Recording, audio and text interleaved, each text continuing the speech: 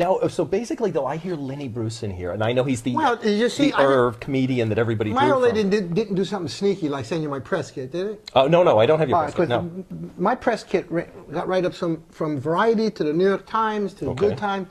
And as you can see, the older ones compare me to Lenny Bruce. Right. The later ones would compare me to the energy of Robin Williams, and the spectrum of material covered by George Carlin, the irreverence of George Carlin. But the early ones compared me to Lenny Bruce. Now here's the bummer. I'm too young. I don't remember Lenny Bruce. I mean, he was resurrected as books and movies. Then I got into him and fell in love with him. But when he was out cooking, I was a little dumb kid. I was into the button-down Miney, Shelley Berman, and Bob Newhart. Oh, okay. We love them on the show. I saw on television. Yeah. But I didn't know from Lenny. Now, of course, I love Lenny. If it wasn't for Lenny, me and you would be talking in front of this brick wall just before the firing squad. Well, you had a participation, it's mentioned on your website, in the early years of National Lampoon. I think you worked on the photo funnies. What exactly did you do at National Lampoon? Well, the photo fund, that was really the least thing I did. Okay. I mean, I played I played a still guy going like that. It was dumb. However, there were a lot of pretty girls around me, so it was fun. What I did for Lampoon was 7 or 8, or actually 10 large articles, and a lot of the little features that went really well, like 6 jokes of the 70s. Okay. What's the difference between Raid and Mother's Milk? There's no DDT in Raid. Stuff like that. What do they call a 9-year-old junkie in Harlem? Old timer.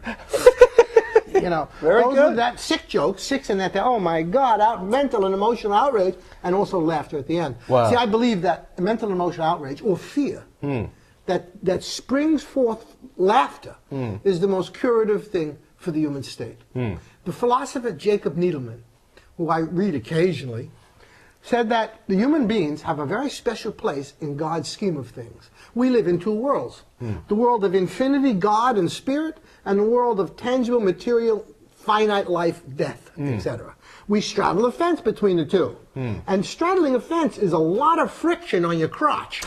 Laughter is the lubricant that makes our existence possible. Wow. Yeah. Very nice. I love quotes about laughter. Rumi, wonderful, whacked out poet from 800 years ago, said, God, the Godhead, the ultimate creative force, God, is the impulse to laugh. And we are his laughter. Especially George Bush. Very good. Very nice. Very nice. We get political there. I had to do a little commercial. Yes. Because sex and comedy have something in common. They're both spiritual at their peak. When you laugh, I mean that real pig snorting, stop looking laugh. When you do that pig snorting, stop looking, holy, get him up. When you lose rectal control, that kind of laugh. You're not thinking about shit. You're riveted right in the fucking moment. And that's the only time you can be in touch with spirit and be blissful, when you're in the moment. Otherwise, you might play tricks. You think of the past. Oh, what an asshole I was. Then you think about the future. You know, I'll probably be an asshole again. And you're stuck in that fucking moment. Orgasm does that. When you have one of those big orgasms, you're kind of like on acid, just look like a Roman candle. Oh, I passed a green one. When you have one of those toe cramping big orgasms, you come here, call on the Lord, Jesus, Jesus, Jesus, Jesus. Holy shit, Jesus appeared. It's okay, son, I get a lot of these calls. In terms of Carlin's, the fraternity of comedians, were you friendly? Were you on the road with those kind of people? Or how did you Nobody goes on the road with George. George had one guy, and you know who it is, open for him all the time. Oh, I don't know who that was. Yeah. Dennis Blair. Oh, okay. Right? And I never went on the road with George, but there's a difference. Let me explain something to you. Sure. You see this outfit? Yeah. All right. Black. Yeah. Because I'm overweight and I want to look like midnight. So I'm not into martial arts anymore. A long time ago, I put on weight and bought a gun. I still use the scream occasionally. Bang, bang, but none of me. The martial, this badge symbolizes the Tao. Right. The invisible, love-oriented, creative, indescribable, mysterious force that manifests as our universe. Taoism. George Carlin gave me my first copy of the Tao Te Ching and another follow-up book. He was a natural Taoist. Now, martial art-wise, comedians get to different levels of how good they are. George was a master comedian. He got very rich and famous. Yeah. I'm a master comedian. I didn't get rich and famous. However, either one of us, if you drop us into a pod of killer whales, we could ad-lib squeak jokes. And we do 10 minutes on tuna.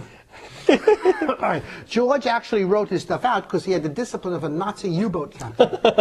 And he had the drive and focus. He could have ran any large corporation in the world. Me, I'm like a hippie guy. Wow. Hey, the girls want to pile on top of me, and we laugh a lot, let's do it. And hence, as George said, you ad-libbed 5 careers worth of material in 20 minutes backstage. I'm a great ad-libber. Even now, you call this developmental. What it is I'll have premises, and when the audience is cooking, a premise will be fleshed out by an interaction between me and them. And therefore, you don't have to wonder whether it's funny.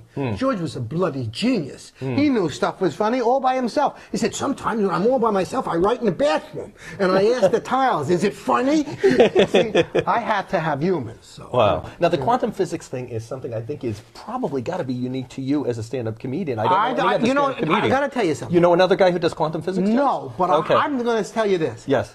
Somewhere out there, first of all, there's a lot more comedians.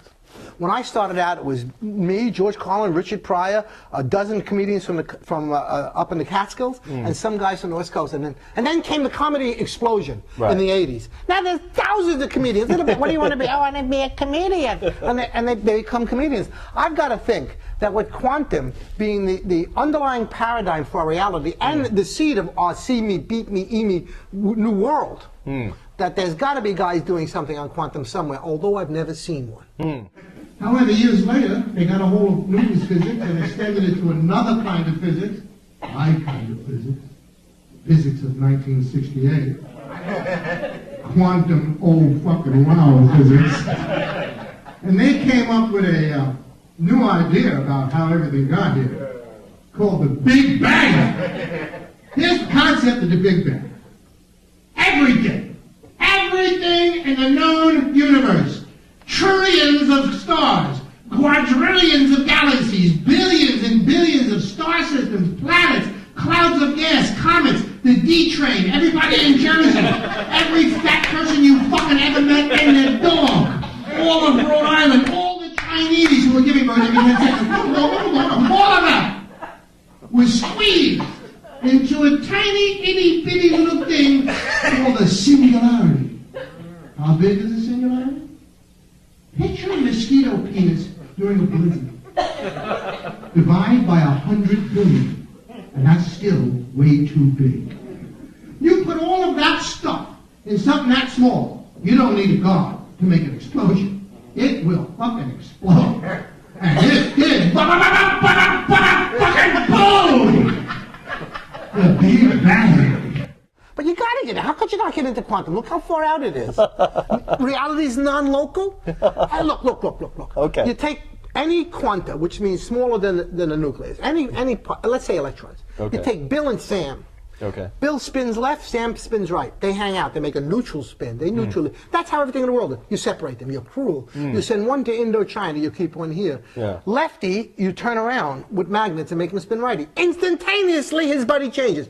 Not quickly. That's the important part. Yes. Light travels 186,000 miles per second. All right, that's 1 billion times faster than the D train. Wow. All right, and not these days. They go pretty slow. No signal at the speed of light goes between left and right. It's not like turn left. They switched me. Wow. It happens instantaneously. Hence, reality is non-local, and here's why. Okay. You're here now. Right. There you are. Brick wall. You, me. Yeah. That's the particle form. But there's another form of you that's a wave. And wave is everywhere. Everything in the universe is always in a particle form and a wave form. The wave form used to be the province of religions. Well, that's your spirit, son. Your spirit. That's what goes to hell and burns forever. You know, we couldn't burn you forever. It was your body. You'd die. After the demons give you the hot lead enema and punch you in the mouth 1 million times with glass, you would die. But we can torture you forever because you're spirit. That's the Catholic Church. Right, a religion exactly. that preaches love, kindness, compassion, and agony.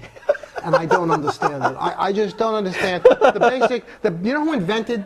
I think Mickey Spillane invented the Catholic religion. A lot of blood, violence, sex, and stuff like that.